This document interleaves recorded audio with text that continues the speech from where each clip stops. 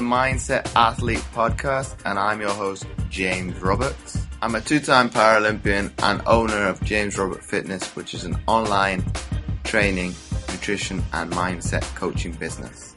And each week on the Mindset Athlete, we like to bring you inspirational athletes, a message, or experts talking about human optimization to teach you how to change your perception of your mindset and become 1% better. And on today's show, I've got Catlin Connor. She's the founder of Be More Adaptive. So welcome onto the show, Catlin. Thank you for having me. Obviously, I have interviewed you in the past, and it never got off the ground. So for the listeners that obviously never got the chance to listen to that episode, can you give a brief introduction to yourself beyond the introduction I gave you? The shortened version is 5 years ago, I was in a motorcycle accident where I lost my left leg below knee. I had a lot of loss in the family at the time. I lost my brother. Right before the accident, found out my mother-in-law had colon cancer. A year after that, she died. A year after that, my mom got leukemia and died. Just a lot of grief that happened all at once. The kicker was when the accident happened, I didn't know it, but I was 4 weeks pregnant at the same time. She is now 4 years old and full of fire and tons of energy.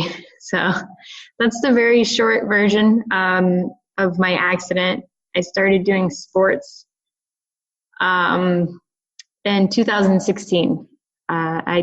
I looked in the mirror and I didn't like what I saw, so I knew I needed to start working out or doing something.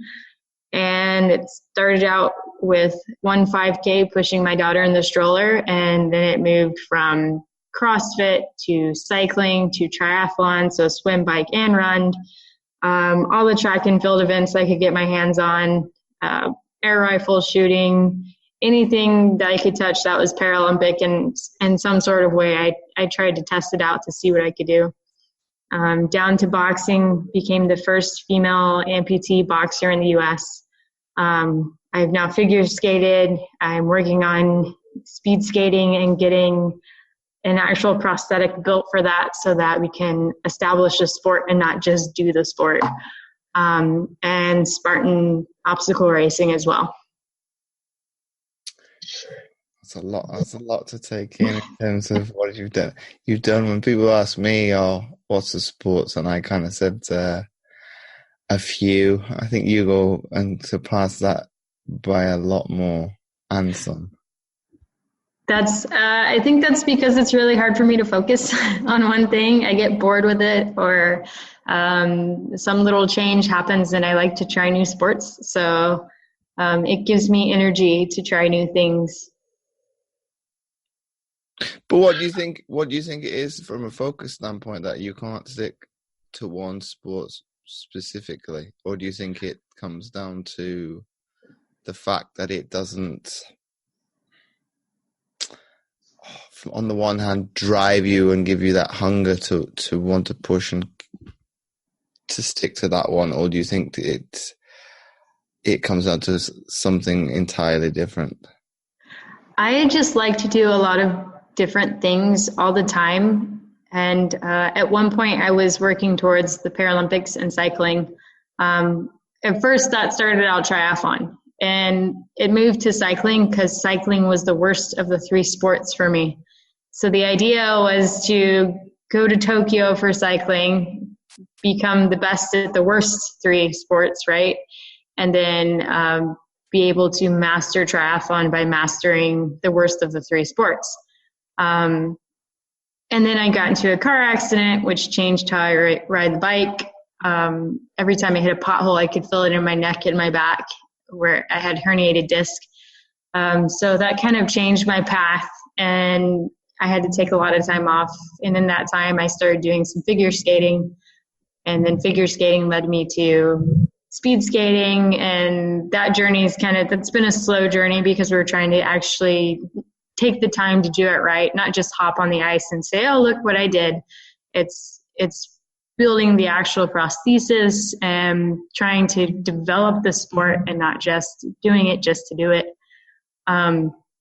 And then somebody asked me to do a Spartan race, and I'm like, well, why not? So all these different little things come in and push me in different directions, and I just like to do different things all the time. It's really hard. At one point, I was training for triathlon, boxing, and something else. I can't remember, track and field, I think. And so all the different mediums, CrossFit, that's what it was. It was CrossFit, triathlon, and boxing.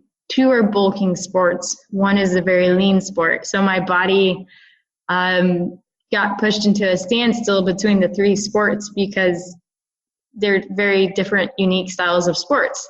So I didn't really progress too much between the different sports because I was doing too many different styles of sports at one time. They didn't complement each other. But I enjoyed all of the sports. So for me, mentally, I loved it, but my body didn't progress athletically, so to speak.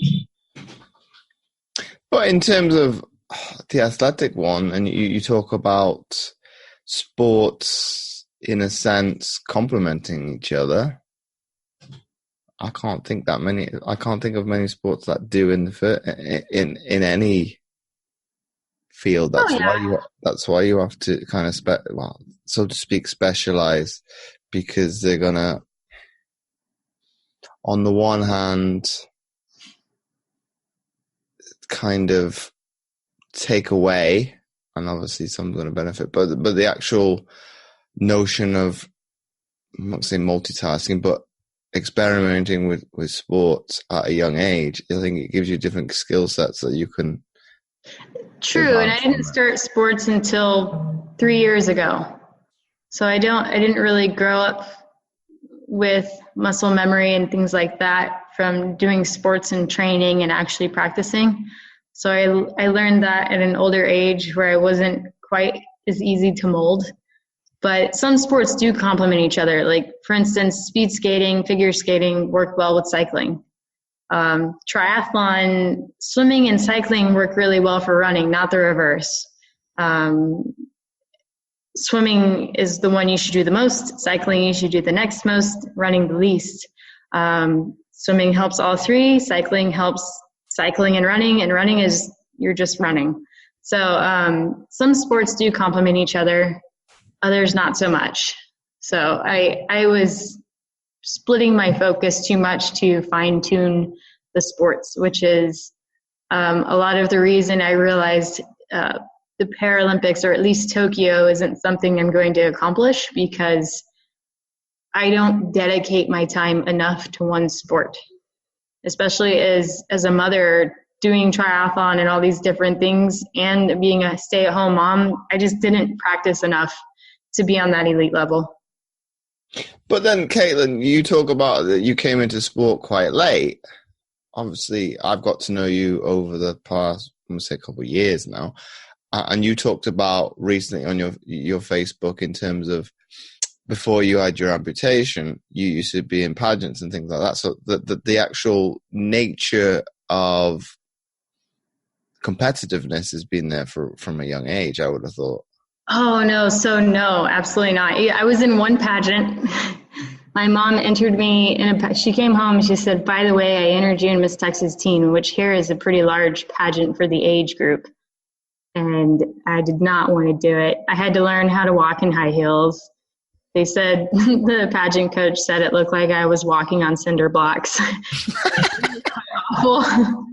So I had to learn how to do that, which later in hindsight was a good practice for me when I had to actually learn how to walk on a runway, especially on a prosthetic in a high heel.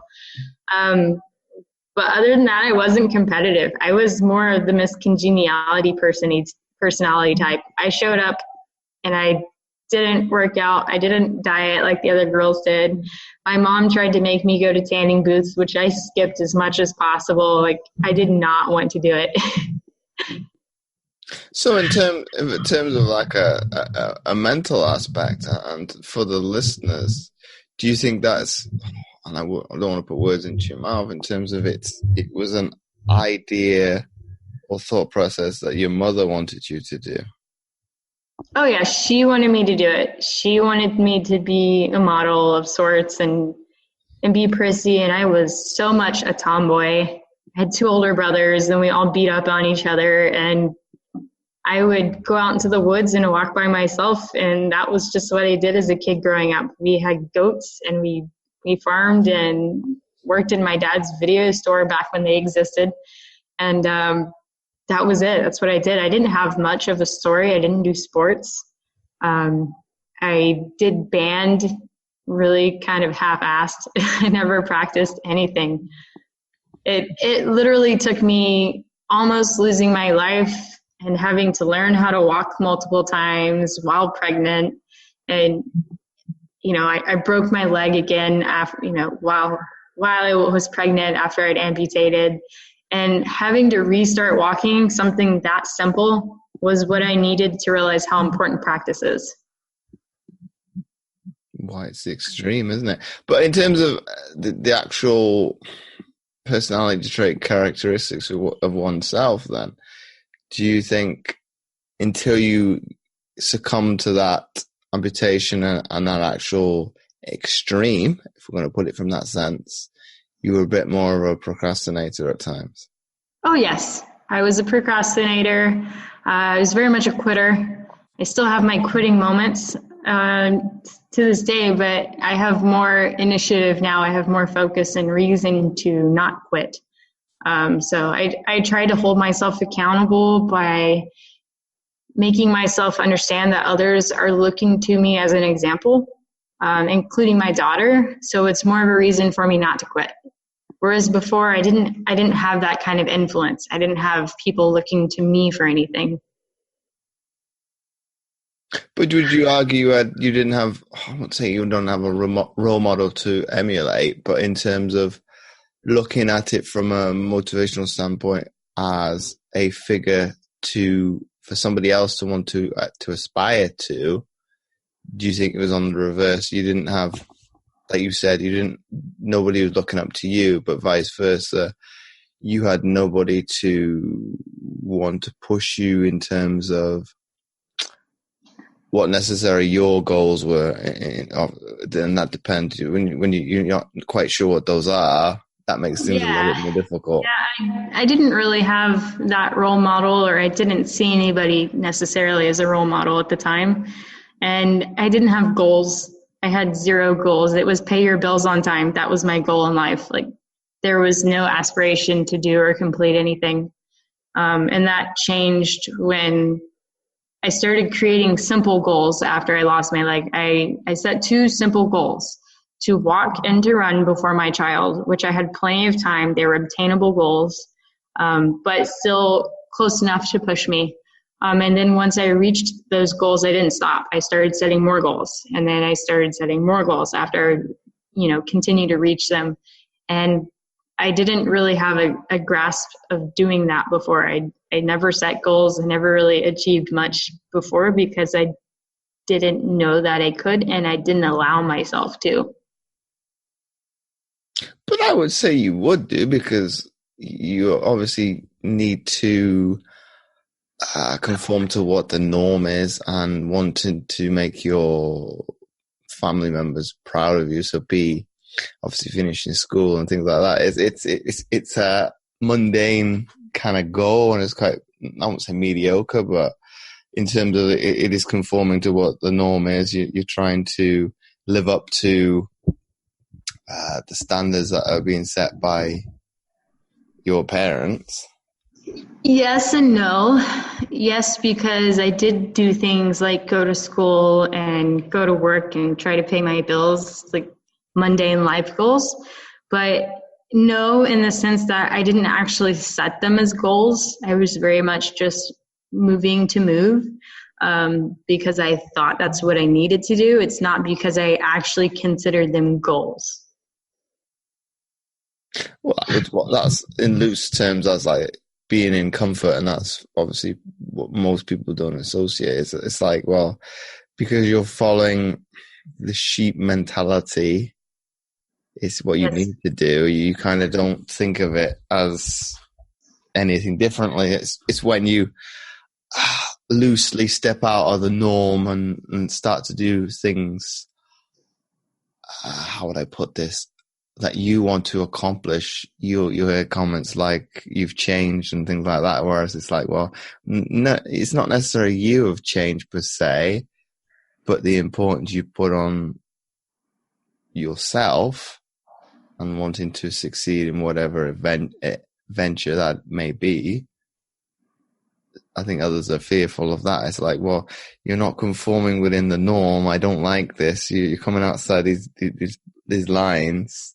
I don't know though. I see people that their goal was school, right? That was something that they created as a goal. My goal was, I did it because I thought I had to, right? This person over here though, their goal was to not only do school, but excel very well and try to do the best. And so to me, that was more of a goal than what I was doing. I was running through the motions and I didn't set goals. I didn't go back and check my progress. I didn't do these things that are involved with goal setting.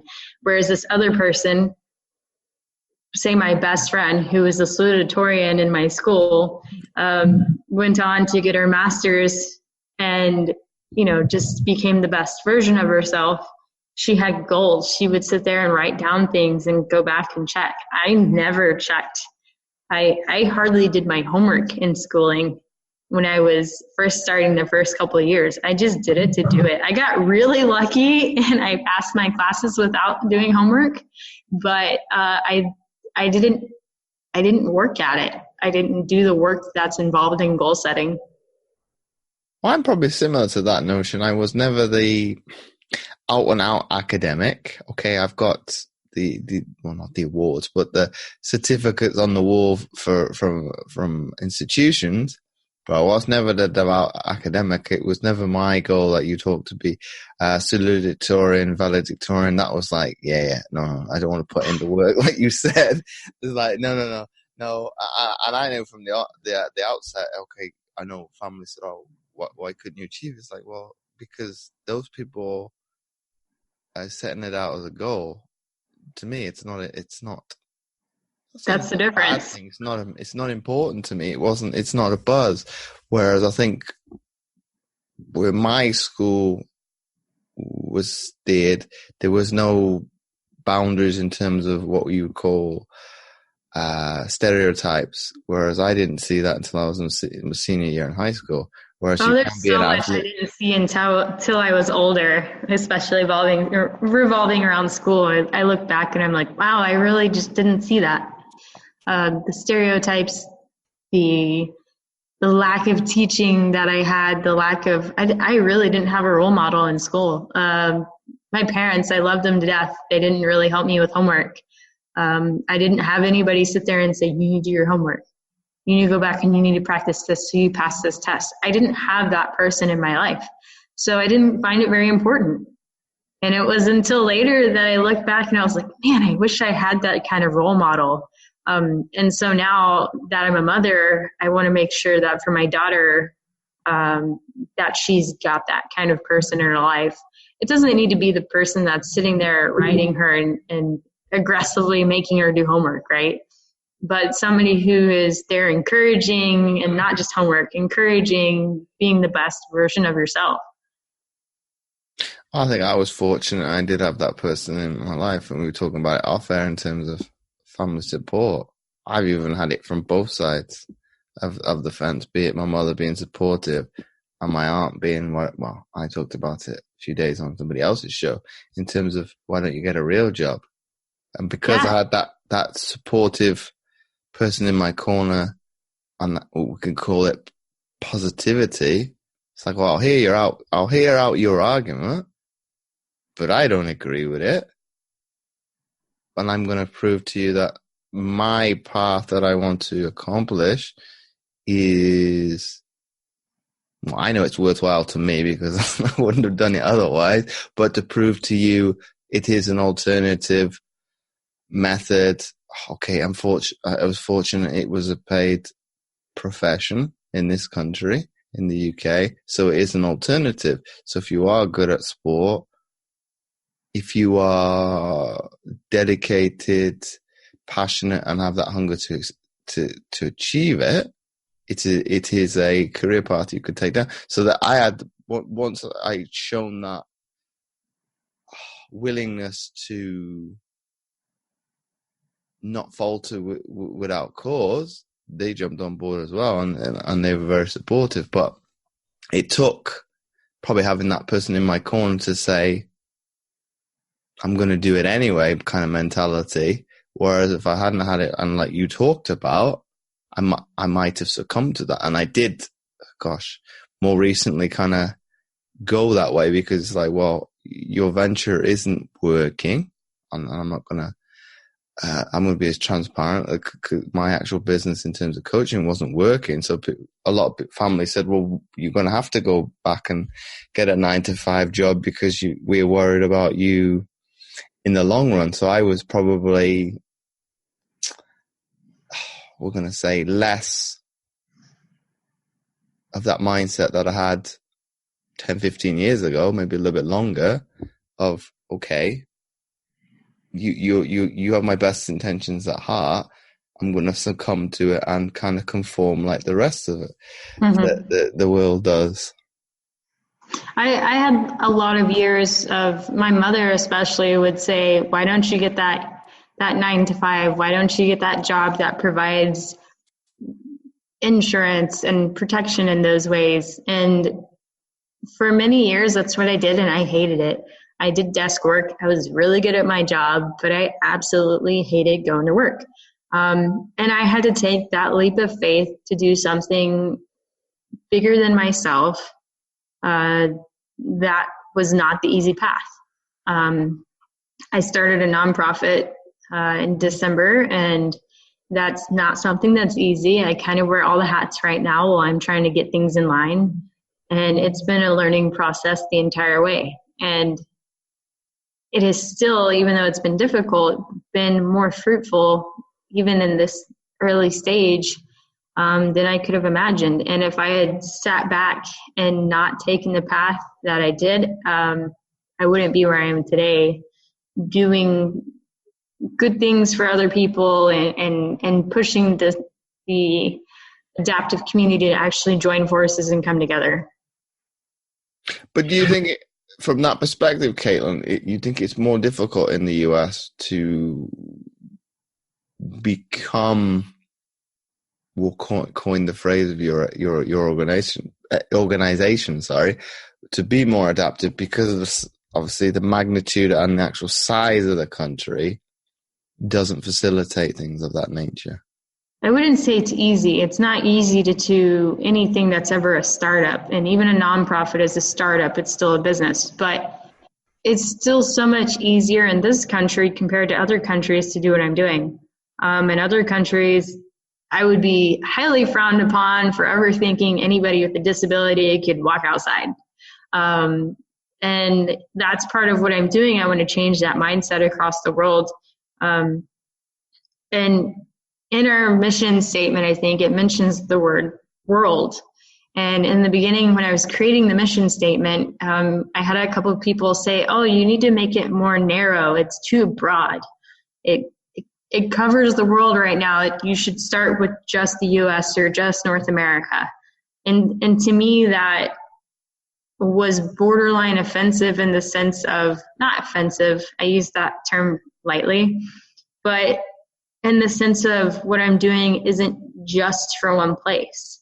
It really is for the world. So why not start off with what you intend from the very beginning? And so I fully intend for the organization to cover the world, so that the world, which is full of adaptive beings in every country, in every part of the world, is literally more adaptive.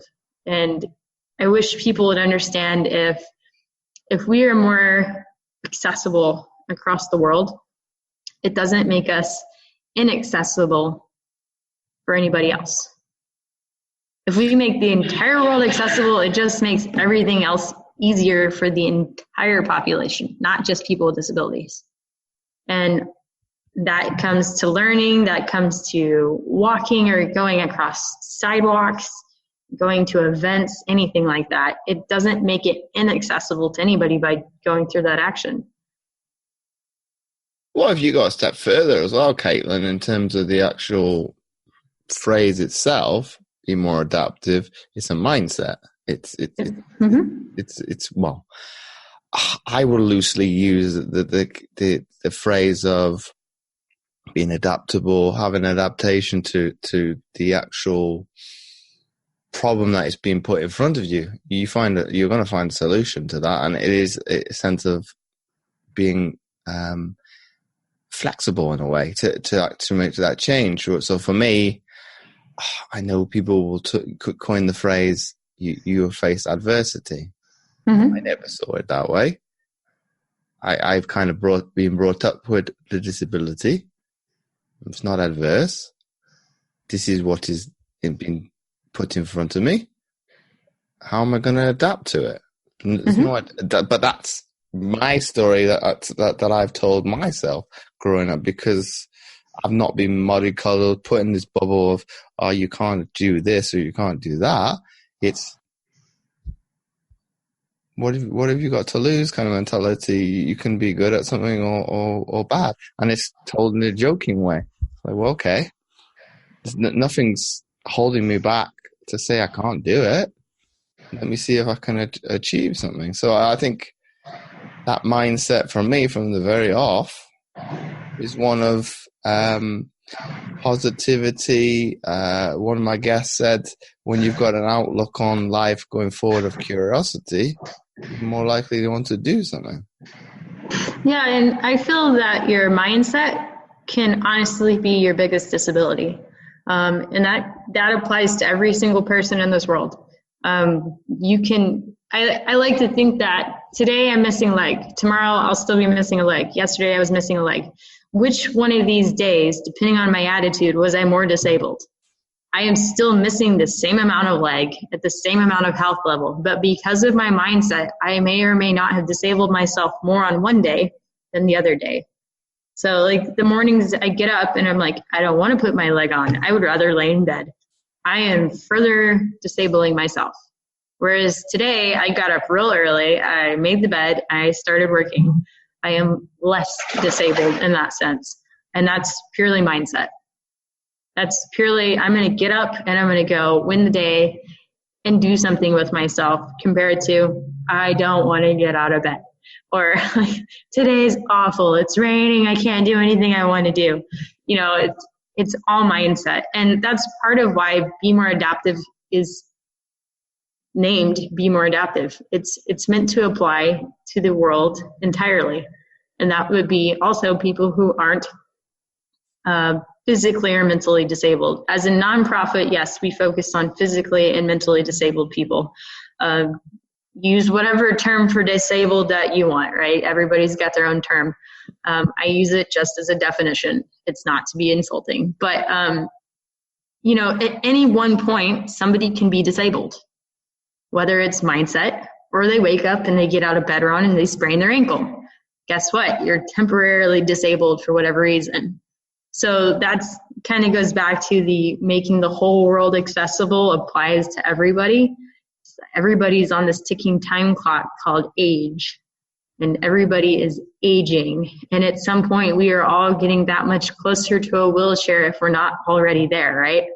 So why not consider yourself in the future in that sense?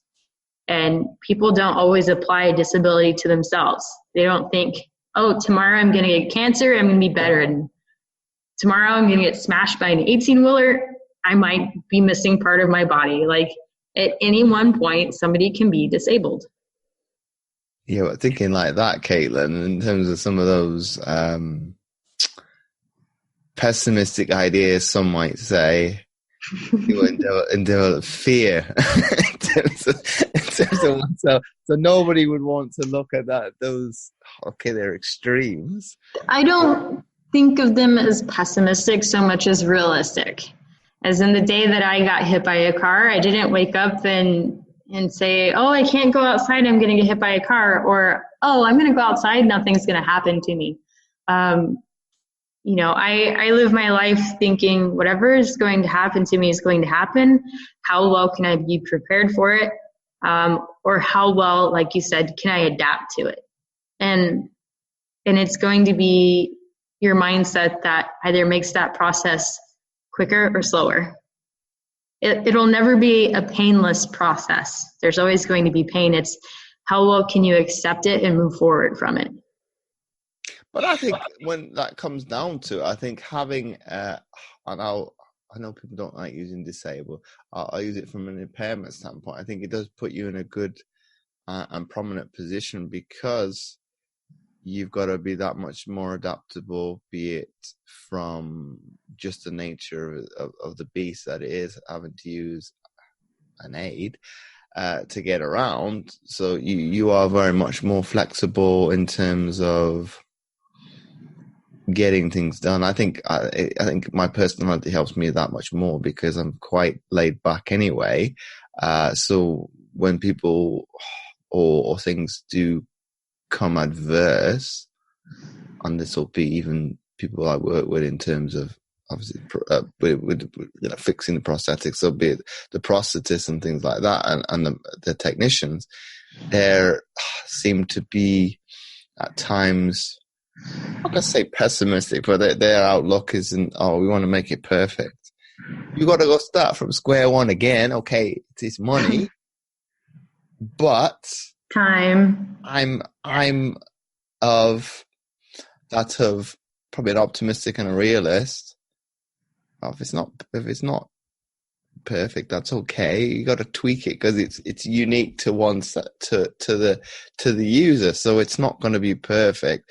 You're trying to fit, in a sense, the casting, the check socket, etc., to within the general sense of what it needs to be. Whereas if it's functional to me, aesthetics, I don't really care. Whereas on the other hand, maybe with somebody else, that is important because it's going to aid them with the confidence and overcoming the trauma they may have faced with having had the impairment later in life. Whereas with me, I've done all the aesthetical things when I was younger, whereas because they never worked, or it could never be from the complexion of the skin color, it would either be too light or too dark, depending on the time of the year. So you get a sunburn or something, and that changes. Well, I think the only way they'll be able to do that would be, I don't know, some kind of synthetics, and it'd be more AI within the actual within the device itself. Well, that's going to obviously put the price of it sky high. So, yeah.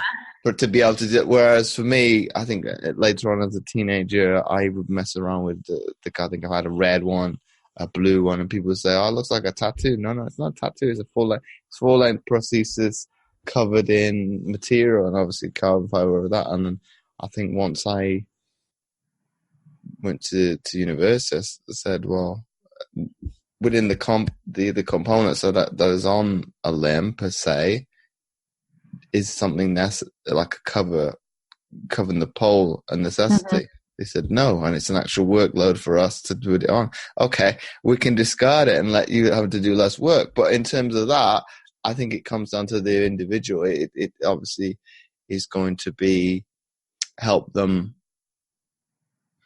come to terms with where they're at. Okay, some are going to be able to deal with that shift more easily than others.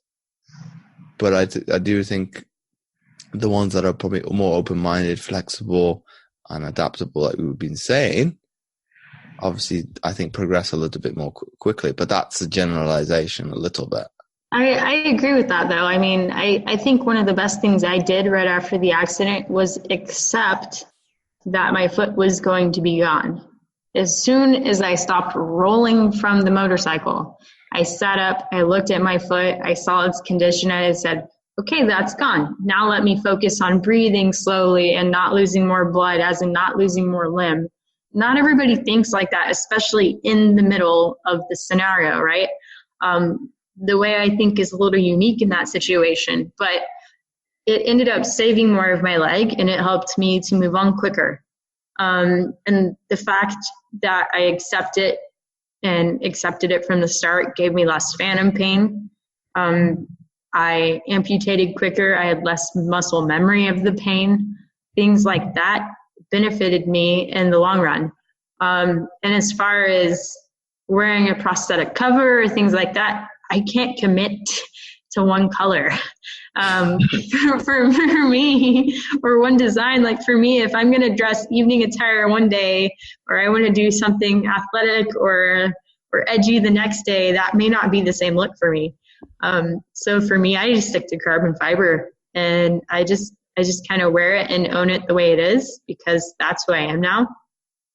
With Be More Adaptive, we started pulling in more fashion designers and people willing to make that process easier, that want to make it not only easier but cheaper to create your own style with a medical device.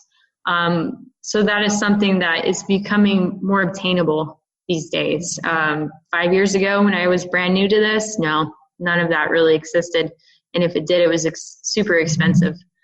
So I do sense times are changing and becoming more adaptive friendly in that sense.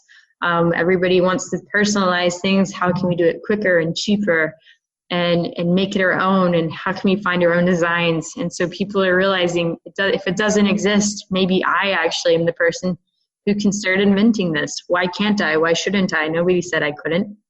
So those minds are making it easier. They're bringing their products to the market, and it's making it easier to express yourself these days, at least in the countries that allow expression. You go to countries where expression is not allowed, just forget about it. I promise you go to a communist country, you're not allowed to wear something that in any way, shape, or form expresses how you feel with what you're wearing. It's just not something. So to that sense, we should be grateful that we even have the opportunity to express ourselves. And you talked about the word is eluding me now, in terms of oh gosh, I can't think of it. In terms of, we'll call it the fashion symbol, but that's not the word I want to use. But in terms of, do you think it's more orientated or more associated with female users as opposed to males, or you think that would? I think it's changing. I think initially, yes, more female, but I am definitely seeing more men wanting to express themselves in a fashionable way, in the sense of having an edgier design that is manly and rugged and not just the female versions that are out there. It just goes down to being able to express your unique style. And the more people express what they're looking for, the more those products will come to. In Be More Adaptive's clothes group, I sent out basically a fashion post asking people to say what they're missing in fashion, whether it's easier access to their prosthetic by zippers or buttons that are fake buttons, but they're actually magnets, things like that. Half the posts are actually from men, and it's because they have problems getting dressed too. I mean, it's a simple ease of access issue, which is not biased. Having clothing that is inaccessible is not biased to race or gender or sexual preference or political stance. It's a problem everybody has. So the more people express what their issues are, the more designers can address them. I think and you raise a good point there, Catlin. I think from a designer perspective, I think generally, for me, it would be shoes or sneakers would be the problem. What's the new fashion? In terms of it's higher up on the ankle, so it's like one solid unit. So it's like, well, I would be able to get that on my ambulance side, but no chance we're going to be able to get it on the the prosthetic side. So that's a no-go. Yeah, you're starting to find more shoe brands actually that are becoming easier or more accessible, in the sense of you can go to Zappos Adaptive and you can go to Patty and Ricky and find these designers out there in one place that are creating adaptive designs. And they have now tennis shoes with zippers that go from one side down to the bottom up to the other side, for children who have mobility issues, so that they can actually put on their shoes and gain some independence. And also adults, kind of throwing out the Velcro look that we wear as children, and you're finding more of those zippers and more of those different little hidden magnets and things like that to keep it on your feet, depending on your mobility and movement level, right? Somebody who is running in a tennis shoe will certainly have more wear and tear on a shoe than somebody who's just sitting in a wheelchair, not necessarily walking on their shoes, right? So there are a lot of different designs are coming above. It just is taking your expressions of what is difficult and sitting down and thinking of little ways to fix them. And designers are moving more towards accessibility for clothing across the board, and also doing it in a fashionable way, so that these don't look like hospital gowns. We're trying to make it something we actually want to wear out in public, not something we feel like we're wearing to go sit and eat some oatmeal and run the TV. Like, we want to be able to go out in public and feel confident in what we're wearing, not only because we got to put it on ourselves, or maybe our caregivers could put it on quicker and easier, but also because we like how we look and how it feels on us. But then we probably can go a step further than that, Catlin, in terms of the confidence issue does come from oneself, because it is obviously a spectrum on where you are in terms of, I'll coin it, mental health, in terms of where you're at, in terms of how you perceive yourself, how you're going to actually, I won't say interact with others, but how you perceive how other people view you. And that's the first definition of how you're going to identify with somebody else. You're going to make an opinion of somebody in an instant, good or bad, no matter what, even if you not even got to know the person, and you kind of get that vibe, well, I either do like you or I don't, and you don't. And some of that is subconscious too. Some of that is not something you intend. You don't intend to look at a person, ideally, depending on where you're located. You don't intend to look at a person and go and even think about what color they are, or even think about, how they seem to appear in sexual preference.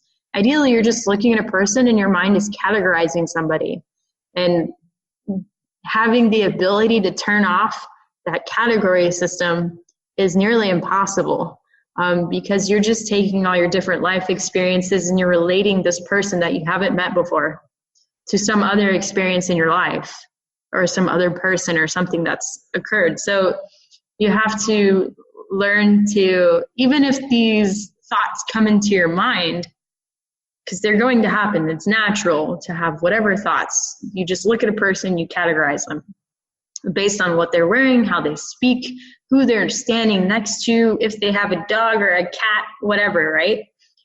Your mind is going to automatically do this. It's up to you to hear that and shut it out and say, well, let me see if I'm wrong. Let me go up to this person and approach them and actually take the time to learn who they actually are, not based on my subconscious creating a category, right? And you have to do that in a sense with yourself. You have to get up in the morning and not look in the mirror and say, oh my God, I look awful today. Let me cover that up. You have to look in the mirror, accept who you are, and then give yourself a chance to kind of say, well, this is how I feel right now looking at myself. But maybe if I give myself 10 more minutes and a little more understanding, I'll look in the mirror and I'll see something else positive about myself. And like my life goal is to not care what other people think. It's impossible. But to a balance, you know, you do to some degree want to care how you are affecting those around you, in a sense of you don't want to be making every person you walk by cry. Like, I don't want to be that person. That's not what I mean. But in the sense of if I go on Twitter or YouTube or all these places and the internet trolls come out and their only goal is to say something negative to me, to bring me down, I want to be able to look at them and go, psh, their opinions don't matter. And it's taking your opinion matters, the ones you love matter, but over the ones you love, your opinion matters most about yourself. You know, you should be able to look in the mirror and love yourself. And if you can't do that, then you need to take the time to learn how to love yourself and how to accept yourself. Because if you can't, why would you expect anyone else to? I wouldn't say it's impossible. I would say it's impractical at times, because I think you can't obviously please everybody, as you said, and going in that notion of trying to please everybody, and like you said, in terms of you have to love yourself first and foremost, that's where it gets difficult at times, because you get stuck in your mind, per se, trying to get things off the ground, whatever venture that is for you more specifically, because you're stuck in your own head as opposed to thinking, well, if I put it out anyway, I don't care, as you said, what people are going to say. I take on board the positive criticism when I ask for it to make something better for the greater good. But on the flip side, where most people find themselves through, be it fear or apprehension to doing something new, they're already jumping ahead however many steps in the future and looking at it, well, what's such and such going to think about it? Is it going to get shot down? And I'm no different. That does occasionally occur. And I do take that step back and say, well, take it on board, see what the rapport to it is, what the engagement level is, and don't read 100% into it in terms of, be it where I think society is fixated, you know, that instant gratification, likes, whatever, retweets, follows, shares, and all that comes with it with social media, and actually look at the root cause of it and what we talked about in terms of if you like it for yourself, and as I think the guests I was speaking to yesterday, as we were recording, talked about it. Well, I think in terms of that actual self-love and coming down to the willingness in itself to obviously have that buzz in terms of you're doing it for you, and that light bulb moment, we'll call it, that's the easiest way of terming it, comes to you. I think that's enough for you. And then obviously anything beyond that, once you've put it out there, be it in this platform, be it podcast, content writing, be it blogs, Facebook posts, Twitter, Instagram to some extent with the written portion of the image, and be it per se the actual picture for it, creating a story for you, and be it leaving lasting memories, obviously nostalgia and whatever it comes to it. So it obviously paints a picture for you as a person. So that's, I think it's very much, if you use photography, paintings, it's very much, on the word eludes me now, come down to matter of opinion in terms of whether you like or dislike something. And obviously when a picture is concerned, it's a memory for you, so it has an emotional attachment to it. So I think in terms of you being able to being able to relate more to that than the former of actually having that quick fix, quick buzz that obviously likes and shares and whatever you want to call it gives you. I think it puts you in a better position. Yeah, I think it all comes down to having a balance. There should always be a balance of, what's acceptable to you and what you will actually, stand up against. And I think if all your content that you're putting out into the world is positive, then I think you're perfectly fine. If you put out something positive and somebody still comes back with something negative, that's somebody you shut out. And you don't have to be negative to them. You don't have to feed them in that sense. You don't have to take what they say to heart if its intent is to hurt you. If it's constructive, that's different. I appreciate constructive criticism every day. Because if you're actually there telling me something that may be considered a negative, but it's meant to help me, and you're putting it out in a way that's kind, then yeah, go ahead, tell me your feedback. If you're doing it maliciously and with anger or hatred, then you can just go over in your little corner and pout, like, go over there. I'm not worried about you. I'm trying to do things here. But I think everything comes down to a balance in life. And I try to put out as much positivity in this world as I can. The world is so negative. I don't ignore the negativity. I don't ignore when I feel bad or when I have bad memories or things like that. I talk about them, then I move on from them. But I also don't talk about them in the way that involves other people, if that makes sense. Because I'm not trying to bring negativity to other people. The only reason I ever bring it up is so I can get it out and move forward. And try to continue having a positive lifestyle. Because negativity doesn't really help in the long term.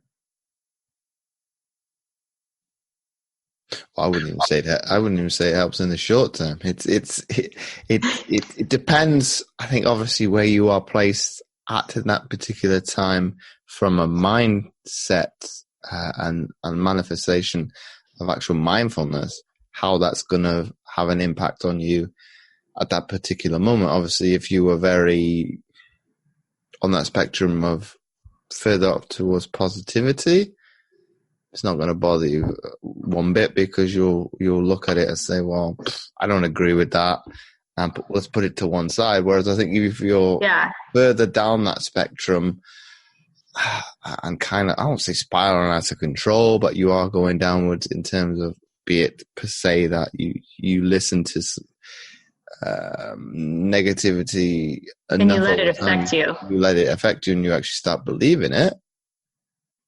You can't actually, we use the metaphor of obviously with the boxing, you can't punch back.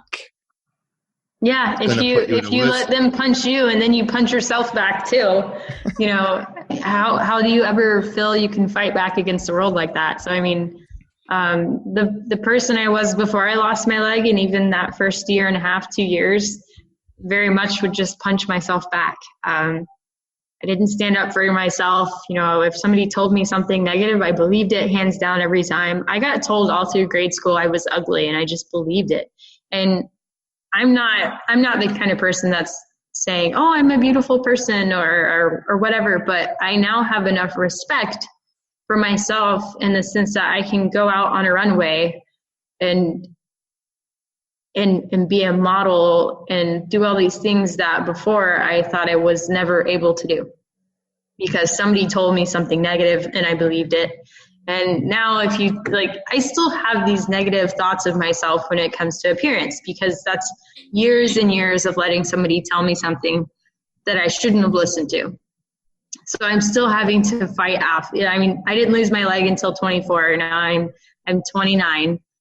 So that's 24 years of believing what I consider a lie. That was somebody who was intending to hurt me, who was intending to say something not constructive. If they actually cared, they maybe would have said, hey, have you seen this face wash? It's giving me great results. Maybe you'd like it. Something more positive instead of, God, you're ugly, or whatever they would say, right? So I had to go through all this amazing amount of loss to understand that what I have is enough to respect and enough to do something with. Whereas before, that's not what I allowed at all. I believed all the negativity. I believed that I would never be a star athlete. Therefore, I never tried sports before. I think that's where the differences between the two of us lie. I think in terms of the actual, I can't really even say it's between the differences in sex, because that's not true, because you said you were a tomboy. So in terms of that was my belief system from a young age. I wanted to be an athlete. Okay, not per se with the avenue I went down, but it was in my subconscious, in my psyche. We'll call it from day dot, but obviously that's not technically true, but that's what I wanted to do. For some people it might be firefighters, police officers, whatever. That's their goal. Okay, do most realize that dream or outlook that they have for themselves? Probably not. But for me to be able to realize that, it obviously takes some amount of fortitude to want to pursue it, but to be able to accomplish it, great satisfaction. But moving on to my next and penultimate question to you, Caitlin, and I think it moves nicely to it. If you had to get somebody to challenge or change their inner belief system from what you have learned through your what we call traumatic experiences, but your life experiences, how would you get them to do that?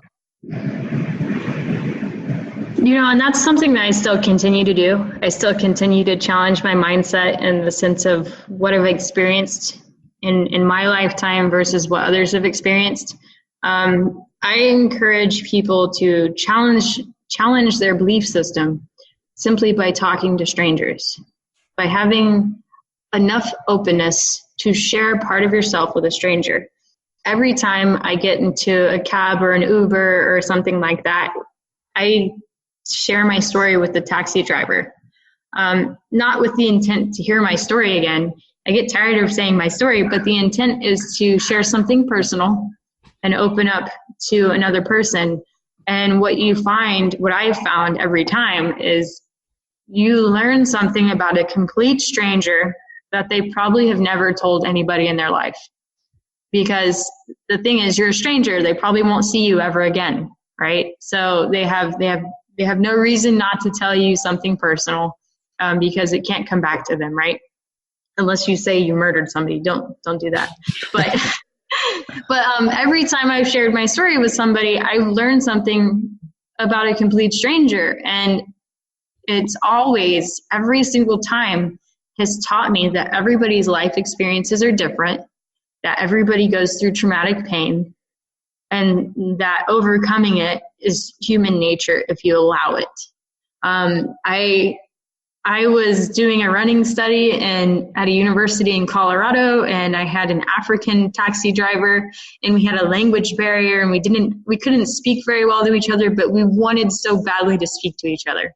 We had the initiative, the want to speak to somebody so bad that no matter how bad we didn't understand each other, we still made the effort enough to get our stories out to each other. So I shared my story with him, and then what I learned next was heartbreaking. This was his second day back on the job after his 18-year-old daughter had passed away unexpectedly. I don't know if he'd spoken to anybody about it before. I can almost guarantee you he hadn't talked about it with another person in his vehicle yet.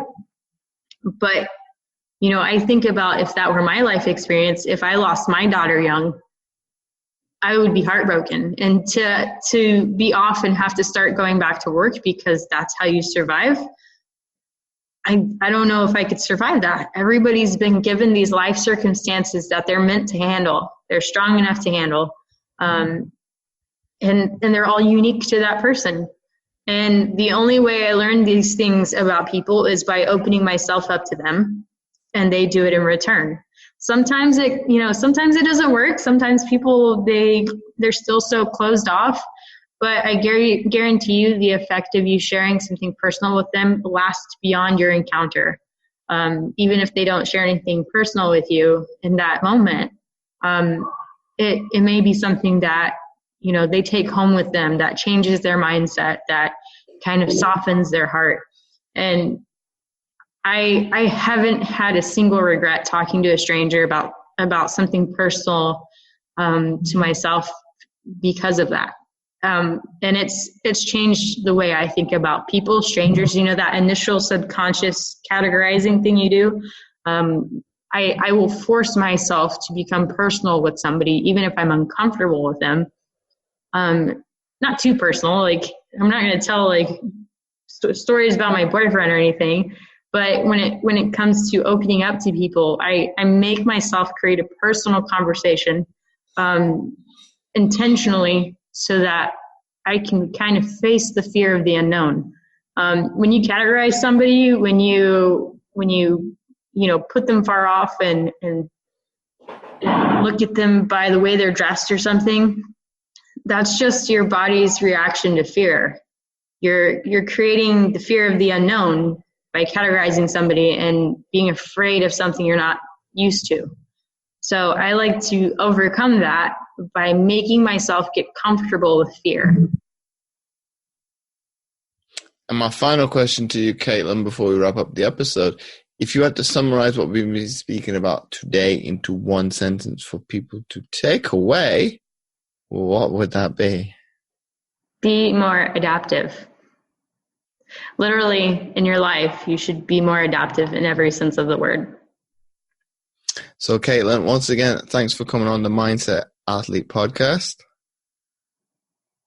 Thank you for having me on the show. It's been my pleasure. If you like this episode, please do share it with your friends, and do let Catlin and I know what you thought of the episode by tagging us over on Instagram at Caitlin.andherlegname.rex and at James O. Roberts 11.